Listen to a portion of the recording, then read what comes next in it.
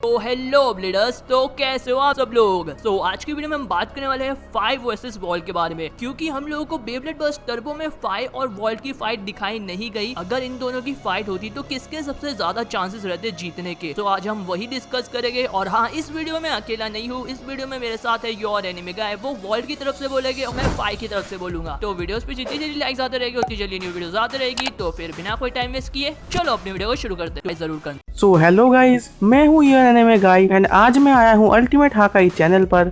आज हमारा टॉपिक है कि वॉल्ट और फ्री में कौन ज्यादा स्ट्रॉन्ग ब्लेडर है। बेब्लेड बर्स्ट सीजन 1 से बेब्लेड बर्स्ट टर्बो तक हमको वॉल्ट को जो इम्प्रूवमेंट दिखाया गया है वो सच में बहुत ही काबिलियत तारीफ है। सीजन 1 में हमको वॉल्ट आओई एज ए मेन कैरेक्टर दिखाया गया था, जो शुरुआत में थोड़ा वीक ब्लेडर था, लेकिन पूरी सीजन के अंदर उसको जो बेस्ट फ्रेंड है सू, उसको देख के उसने बेब्लेडिंग में और ज्यादा मेहनत करना स्टार्ट किया एंड बेहतर बनता गया। वो धीरे धीरे और स्ट्रॉन्ग ओपोनेंट से बैटल किया और खुद को इम्प्रूव करता गया, लेकिन वो लास्ट एपिसोड में सबसे जो स्ट्रॉन्गेस्ट ओपोनेंट था लुई, उसके साथ फाइनल बैटल में हार गया। इसके बाद बेब्लेड बर्स्ट एवोल्यूशन में वॉल्ट और ज्यादा स्ट्रॉन्ग बनने के लिए बीसी स्टॉल टीम ज्वाइन किया एंड अपना विक्ट्री वेल्ट्रियक से जेनेसिस वेल्ट्रियक में इवॉल्व किया एंड वहाँ पे वो फ्री जैसे स्ट्रॉन्गेस्ट ब्लेडर से मिला। जब वो फ्री से पहली बार हारा तब उसने और ज्यादा प्रैक्टिस की। देन फ्री ने बीसी सोल टीम छोड़ दिया। तब टीम को लीड करने का जिम्मा वॉल्ट के हाथ में आया एंड जब वॉल्ट को पता लगा कि उसका बेस्ट फ्रेंड रेडाई बन गया है, एक बुरा ब्लेडर बन गया है, तब वॉल्ट का मेन गोल बन गया उसके बेस्ट फ्रेंड को बुराई की तरफ से अच्छाई की तरफ लाना एंड अपनी टीम बीसी सोल को भी संभालना, जो कि वॉल्ट ने दोनों चीज एक साथ किया। वो लास्ट में वर्ल्ड चैंपियन भी बना एंड अपने बेस्ट फ्रेंड को डार्क साइड से अच्छे साइड में भी लाया। इस चीज के बाद से वॉल्ट आओई एक मोस्ट फेमस मेन कैरेक्टर बन गया।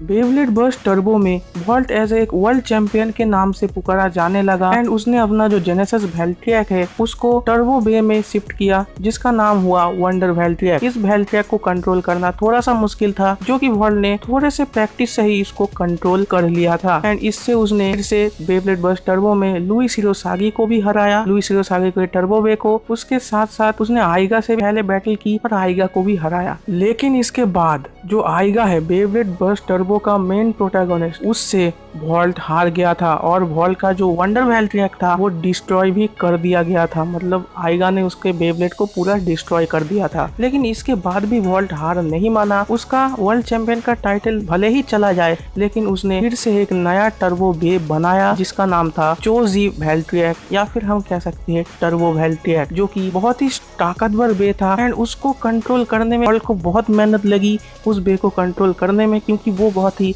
ताकतवर बे था।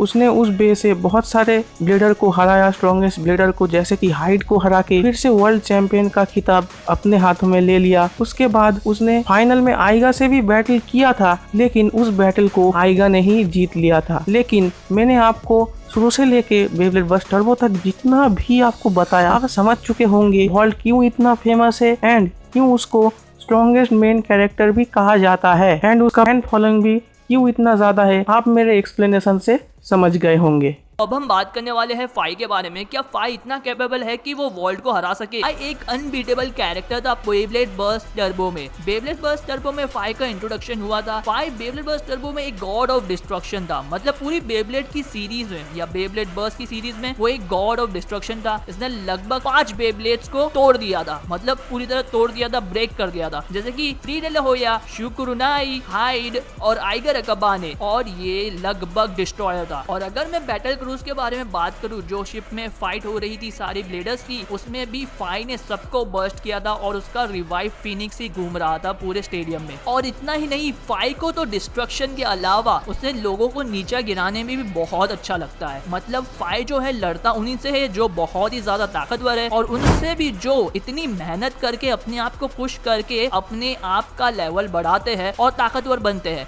फाई एंड मूवमेंट पे ही उनसे लड़ता है, और उनको लड़ता ही नहीं, उनकी बल्कि के पूरी तरह कॉन्फिडेंस ही तोड़ देता है, का ब्लेड तोड़ देता है, और उनको ऐसा एहसास दिलाता है कि वो फाई के सामने टिक ही नहीं सकते और वो कभी भी ताकतवर थे ही नहीं। और इतना ही नहीं, अगर हम फाई की एबिलिटी के बारे में बात करें तो वो दूसरों की सोल को करप्ट कर सकता है। मतलब दूसरों की सोल को डार्क पावर या फिर बुरा बना सकता है। जैसे कि एग्जाम्पल के तौर पे उसने आइगर का किया था। आइगर की डार्क पावर को जगाने के लिए उसका ही पूरा हाथ था फाई का। नहीं मैच के दौरान जब फाई और शू की फाइट हो रही थी उसमें भी फाई जो है शू की सोल को करप्ट करने की कोशिश करता है, उसके अंदर के रेड आई को बाहर निकालने की कोशिश करता है, बट यहाँ पे शू जो है कामयाब हो जाता है और वो फाई को अपनी सोल को करप्ट करने नहीं देता। एक और एक बात यहाँ आती है, जब फाई और आइगर की मैच फिर से होती है तो वहाँ पे भी फाई जो है आइगर के वापस से वो डार्क पावर को निकालने की कोशिश करता है, जिससे आइगर वापस से वो डार्क पावर के कंट्रोल में आ जाए और इंसेन हो जाए और अपना होश पूरी तरह खो बैठे। तो अब हम बात करने वाले फाई के ब्लेड के बारे में। तो सबसे पहले फाई का जो ब्लेड था वो है रिवाइव फिनिक्स, जो वो बहुत पहले से यूज करता था बचपन से। और फिर उसके बाद तो जब फाई जो है अपने भाई के ब्लेड को पूरी तरह तोड़ देता है और उसे हरा देता है, वो जब रेड एडीज का पार्ट अपने रिवाइव फिनिक्स के अंदर डालता है तो उसका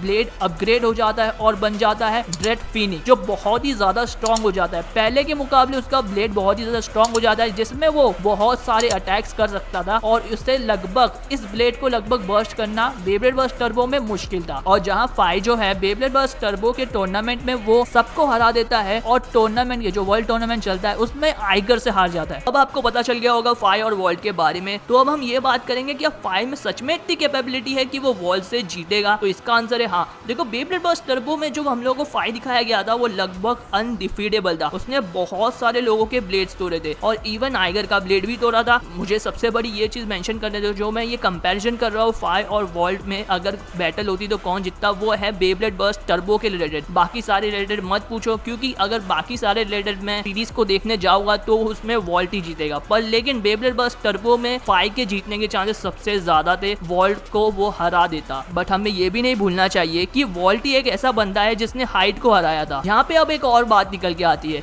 जब हाइड जो हारा था फाई से तो वहाँ पे फाई ने उसका ब्लेड का पार्ट ले लिया था और वो बहुत ही ज्यादा स्ट्रॉन्ग हो गया था। मतलब एक बात करें तुम लोग ये भी मान लो कि वॉल्ट ने हाइड को हराया, बट अब यहाँ पे फाई और हाइड की पावर एक हो गई है, तो अब इसे हराना और भी ज्यादा मुश्किल हो जाता। लेकिन अगर मैं ये स्टोरी लाइन को फॉलो ना करूँ बेब्लेड बर्स्ट टर्बो की और बाकी सारी सीरीज को लूँ, तो वर्ल्ड के जीतने के चांसेस सबसे ज्यादा रहेंगे फाई को हराने में। बट ये डिफरेंट केस है कि वो बेब्लेड बर्स्ट टर्बो में फाई को नहीं हरा सकता था, बट अभी के टाइम पे वो फाई से बहुत ज्यादा ताकतवर है। सो हाँ गाइस, तो आज के लिए इतना ही। इस चीज में मेरे साथ योर एनिमे गाय ने भी हेल्प की थी, तो उनके चैनल का लिंक डिस्क्रिप्शन बॉक्स में जाके चेकआउट जरूर करो। तो मैं होप करता हूँ कि आपको आज कुछ नया जानने मिला है और आपकी एक मिस्ट्री सॉल्व हो गई है। अगर वीडियो पसंद आएगा तो वीडियो को लाइक करना और अपने दोस्तों के साथ शेयर करना। अब ऐसी अमेजिंग कंटेंट रोज देखना चाहते हो तो भाई चैनल को सब्सक्राइब कर दो यार, बाजू में बेल आइकन है उसे भी दबा दें, जिससे हम लोग जल्दी से जल्दी 2 लाख तक पहुंच सके। अगर आपको मेरे से बात करनी है तो आप मुझे इंस्टाग्राम हैंडल पे फॉलो कर सकते हो और साथ ही साथ मेरे साथ डिस्कॉर्ड पे ज्वाइन हो सकते हो, दोनों की लिंक डिस्क्रिप्शन बॉक्स में। तो जब तक के लिए do whatever you want to do, good bye.